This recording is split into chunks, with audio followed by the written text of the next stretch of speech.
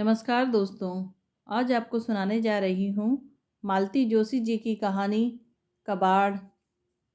Furniture की दुकान से बाहर निकलते ही इन्होंने कहा, देखो, एक बात बिल्कुल साफ हो जानी चाहिए। नया सोफ़ा घर में तभी आएगा जब पुराना बाहर जाएगा। यह नहीं होगा कि उसे भी तुम सीने से लगाए रखो। नए घर में कोई पुराना सामान नहीं जाएगा सिवा तुम्हारे।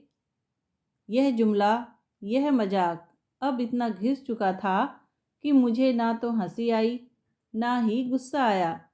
मैं चुप ही बनी रही कि एकाएक मुझे याद आया, सुनिए, बहुत पहले बड़े भैया ने एक बार कहा था कि सोफ़ा सेट अगर निकालो तो एक बार मुझसे ज़रूर पूछ लेना। अरे, तो उसमें पूछना क्या है, कल ही उनके यहाँ रख आते हैं। भैया से हमें कोई सौदा तो करना नहीं है। इनका औदार्य देखकर मुझे बहुत अच्छा लगा, खासकर भैया के लिए। बेचारे कब से मन बना रहे थे, पर मजबूरी में बेंत की कुर्सियों पर ही संतोष करना पड़ रहा था। तो फिर यही तय हुआ, गृह प्रवेश का निमंत्रण देने जाएंगे तो एक लोडिंग टेम्पो में सोफ़ा सेट भी लोड करवा लेंगे। भैया वाकई बहुत खुश हुए। मैंने ही खेत जताते हुए कहा, सॉरी भैया, जल्दी में रंग रोगन नहीं करवा सके। दरअसल काम इतना फैल गया है कि। अरे, तो कोई बात नहीं, उन्होंने मुझे आश्वस्त करते हुए कहा, जैसा है इस घर के लिए बिल्कुल फिट है। बहुत चमकाकर लाती तो बेमेल लगता। उन दोनों को बैठक में छोड़कर मैं भीतर भाभी से मिलने चली गई। भाभी ठेठ आंगन में थी। दीवार पार से पड़ोस की भाभी बधाई दे रही थी। सुनीता की मम्मी, नए सोफ़ा सेट की बधाई। अरे, काहे की बधाई, कोई नया थोड़ा है। वो तो ननंद रानी नए घर में जा रही हैं तो अपना कबाड़ यहाँ फेंक कर जा रही हैं। एक जिंदा कबाड़ हम ढो ही रहे हैं, इसे भी ढो लेंगे। जिंदा कबाड़ यानी कि माँ। छाती में एक कील सी गड़ गई। उल्टे पैरों लौटकर मैंने माँ के कमरे का रुख किया। हस्बे मामूल दिन के 5 बजे भी वहाँ घुप अंधेरा था। पता नहीं माँ को इस अंधेरी कोठरी में क्यों डाल रखा है। भाभी का तर्क है कि अब उन्हें अंधेरे या उजाले से क्या फर्क पड़ता है। दीवार टटोलकर मैंने स्विच दबाया। एक मनहूस सी पीली रोशनी कमरे में भर गई। अगर शिकायत करूं तो भाभी अभी कह उठेंगी, तुम कहो तो यहाँ 100 वाट का बल्ब लगा दें। कौन है? क्षीण स्वर उभरा। माँ ने शायद मेरी आहट पा ली थी, या शायद खटके की आवाज़ से उनकी तंद्रा टूटी थी। मैं हूँ माँ, शीला, मैंने उनके पास बैठते हुए कहा। कैसी हो? ठीक ही हूँ। फिर सही, संजा सोई क्यों हो? उठकर बैठो। अकेली आई हो? नहीं, ये भी हैं, बाहर भैया के साथ बैठे हैं। खांसते खखारते माँ उठकर बैठ गईं।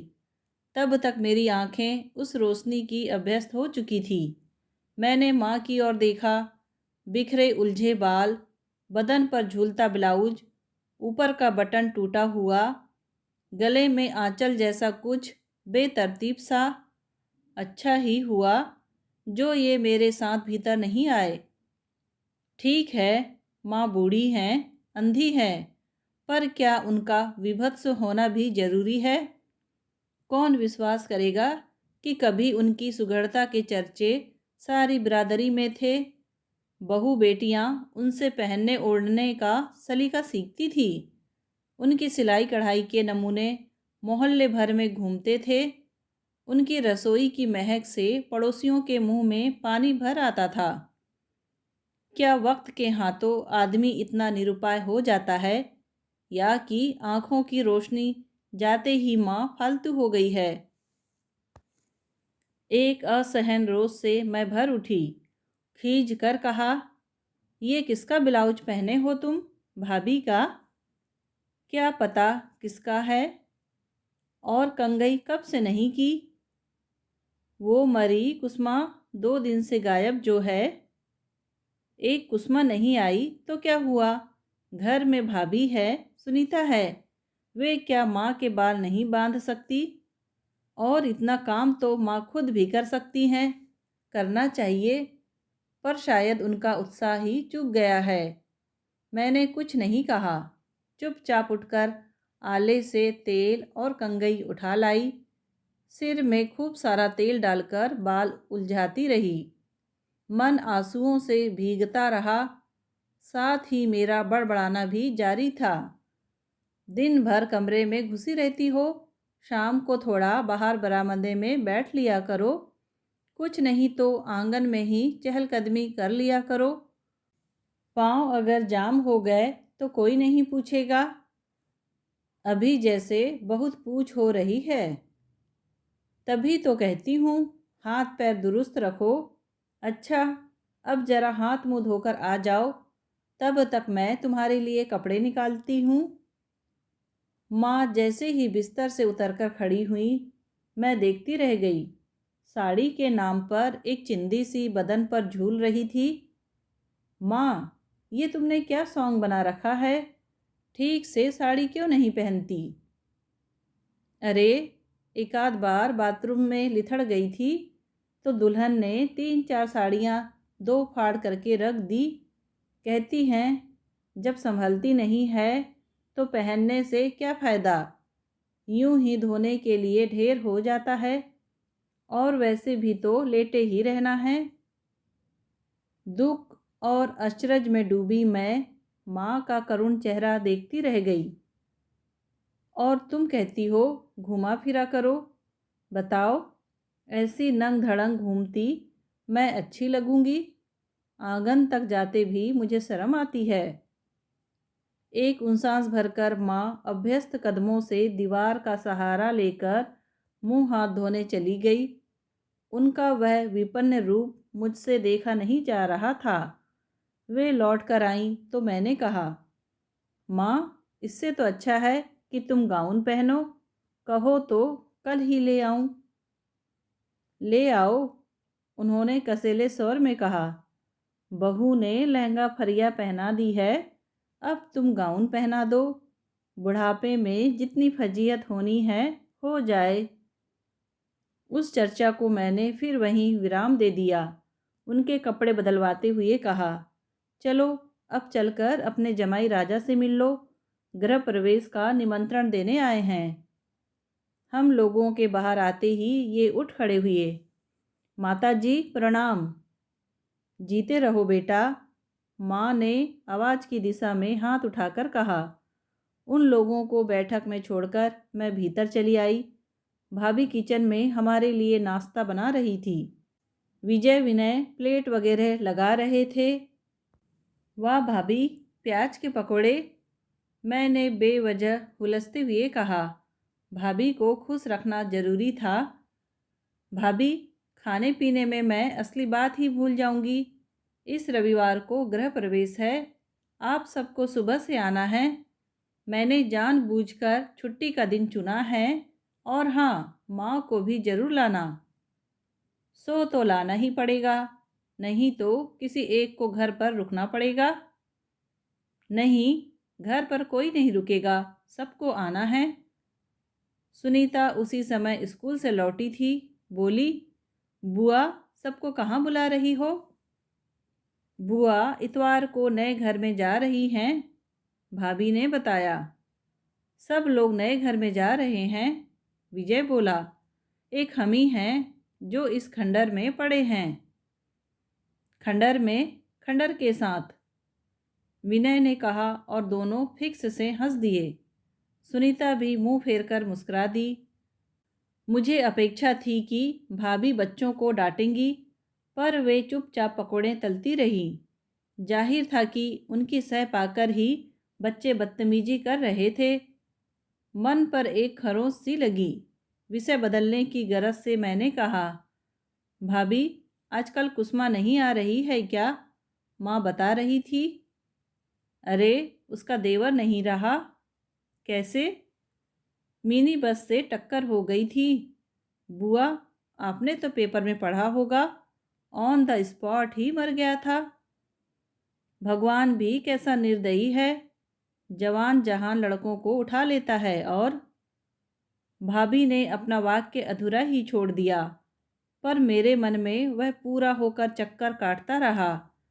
बाबूजी पर किसी का वश होता तो माँ क्या अब तक जीवित रहती?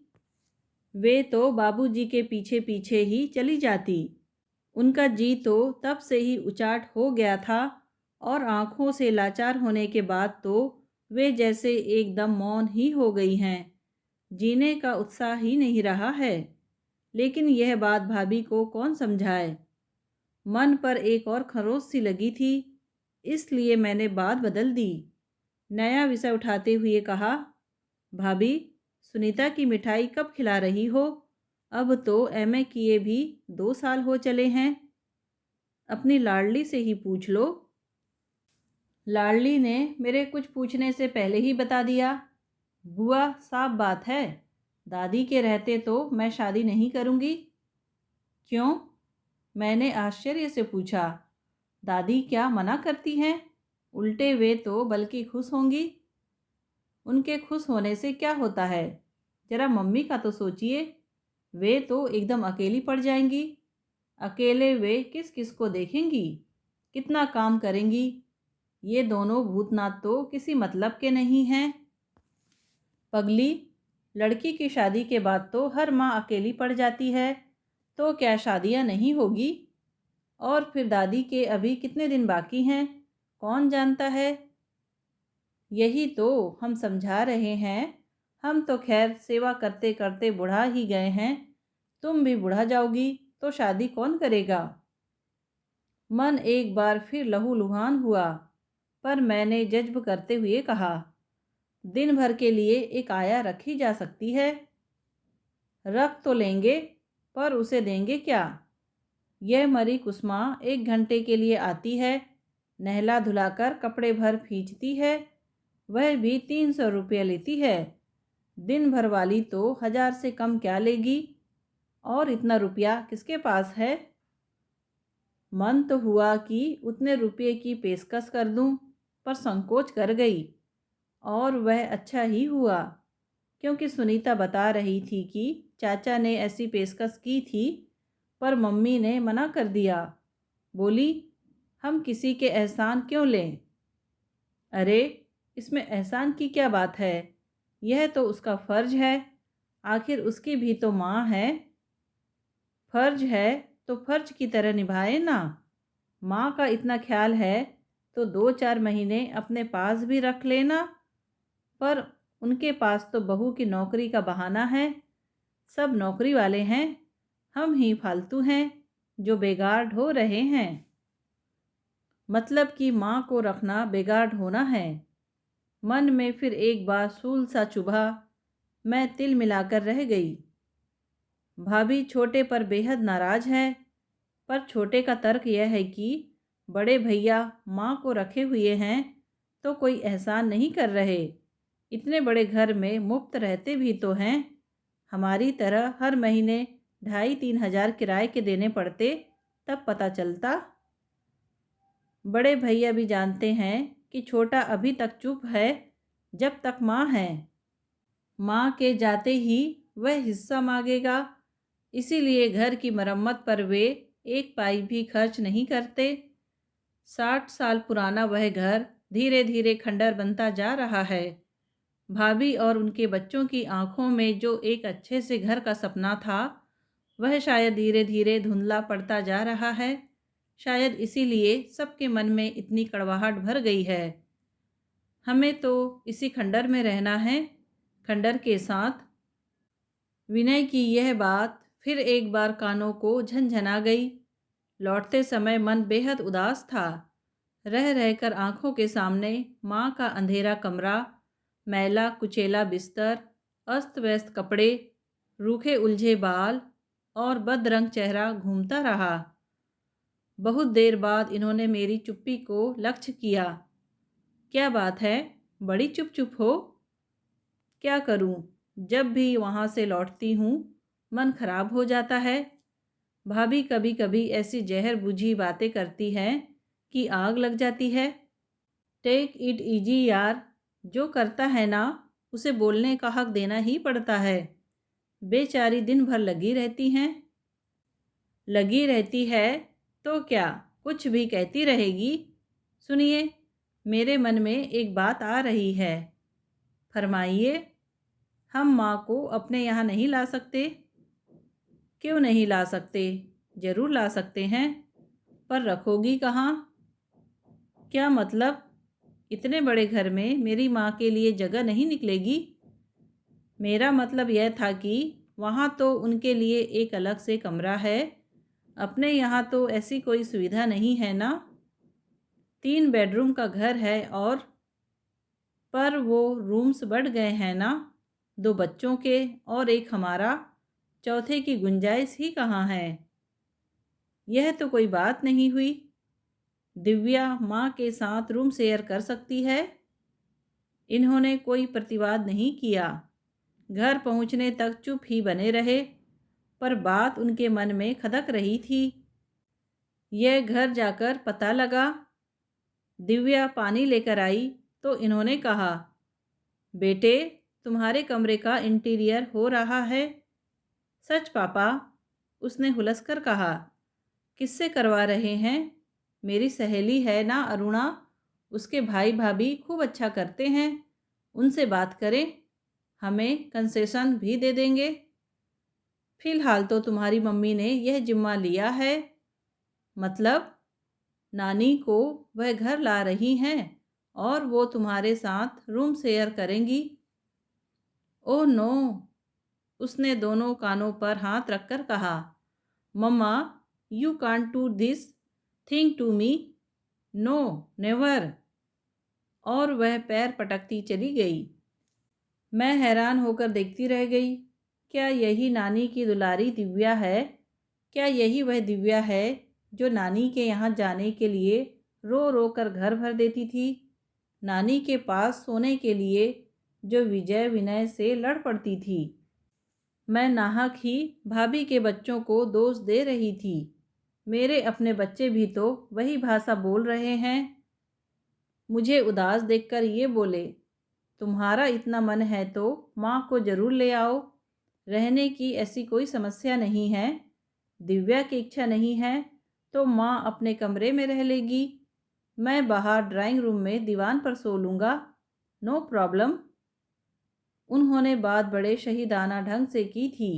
जानते थे कि यह प्रस्ताव ना तो बच्चों को स्वीकार्य होगा, ना मुझे। मैंने कहा भी कि 2-4 दिन की बात होती तो आप दीपक के साथ भी एडजस्ट हो सकते थे, पर मैं माँ को ज़्यादा दिनों के लिए लाना चाहती हूँ, शायद हमेशा के लिए।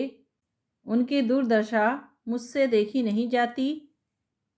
कह तो दिया भाई कि ले आओ, पर यह बताओ कि यहाँ दिन भर उनके पास कौन रहेगा? वह घर तो उनका जाना पहचाना है, अपने आप चल फिर लेती हैं। यहाँ तो उन्हें पग पग पर सहारे की ज़रूरत पड़ेगी। एक आया रख लेंगे। वह इतना आसान नहीं है देवी जी। मैं यहाँ की बात नहीं कर रहा। यहाँ तो सब बाइयाँ तुम्हारी परखी हुई हैं, पर वहाँ तो सब कुछ नया होगा। नया माहौल, नए लोग। साल 6 महीने तो हमें बहुत ही चौकन्ना रहना पड़ेगा। एकदम नए नौकर पर घर छोड़ना तो बेवकूफ़ी होगी। ऐसा करो, तुम 4-6 महीने की छुट्टी ले लो। क्या बात कर रहे हैं? इतनी लंबी छुट्टी मुझे कौन देगा? तो फिर रिटायरमेंट ले लो। आखिर नौकरी माँ से बड़ी तो नहीं है। इस समय मैं रिटायरमेंट कैसे ले सकती हूँ? मकान की किस्तें कौन भरेगा? सोच लो। क्या सोचूं? मेरी समझ में तो कुछ नहीं आ रहा। साल 6 महीने की बात थी।